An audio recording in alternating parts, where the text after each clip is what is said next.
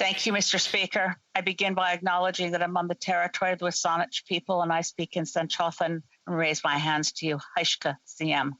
I particularly raise my hands today to one of my dearest friends, a constituent who is also my MLA. I am not using my words tonight. I'm using his words. Adam Olson is a member of Sartlip First Nation. He spoke these words yesterday in the British Columbia legislature.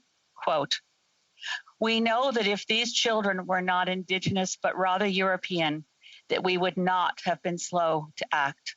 Deep down, we know that in our society, it's just a fact. Some children matter less. We know underneath the shiny, happy facade of Canada, there lurks a grotesque and shameful past. For 30 years, my relatives have been sharing their experiences from these despicable institutions. For 30 years, their stories have been hushed. Our relatives have been told that Canada and Canadians do not want to hear their stories. They've been told to stop lying. They've been told to stop embellishing." There was a statement from this institution that noted, quote, "the unimaginable proportions," unquote, "of this tragedy." This is an incredibly unfortunate characterization of the situation that we carry. For Indigenous people, this story is not shocking, nor is it unimaginable. This is the trauma our families have carried for generations.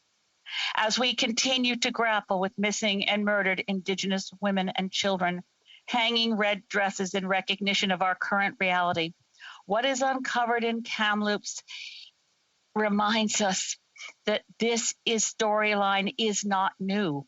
It has been in the imagination, indeed in the nightmares of our relatives for the past 130 years. It is the terror that our ancestors have lived with.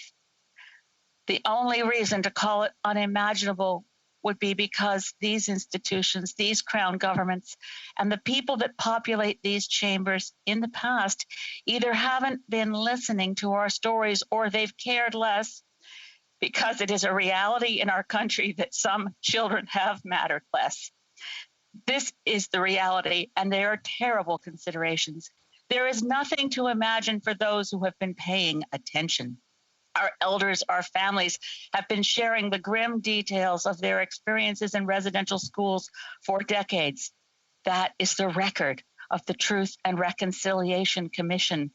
You don't have to imagine it. You just have to believe it and care enough to act with the urgency that you would if it was your child that didn't return home from school. It's your kids going to school, not coming home, not being there when their parents are there to pick them up.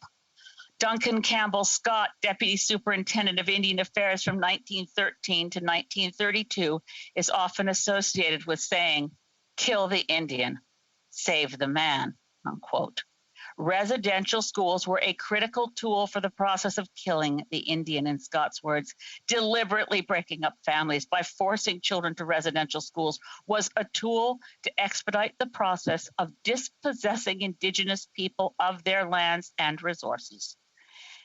There have always been stories in our families of our relatives that didn't come home, the children that died and were buried there with little or no notification to the families. I wish I could say that Indigenous children are no longer forcibly removed from their communities. However, I can't. I wish I could say that Indigenous people were not dramatically overrepresented in fatalities at the hands of police, the criminal justice system, homelessness, suicide, addictions, and drug poisoning, all statistics you don't want to be overrepresented in. We must stop referring to what we know like we didn't know it. We must stop pretending it was better than it was. We must stop acting like we came by this wealth through honest means, because we did not. This land and the resources this Crown government depends on came from the dispossession of Indigenous people. For decades, this provincial government, and I'll insert federal, has benefited from the lands and resources that were secured through residential schools and other disgraceful policies. I'm grateful for the incredible public response to this tragedy facing our relatives in Kamloops and the interior. I'm grateful for the demands from our family and friends and neighbors ensuring the government responds as if it were our child that didn't come home from school. This indeed is a heavy burden, but it's one that we can make all lighter if we carry it together. Haishka Siyam.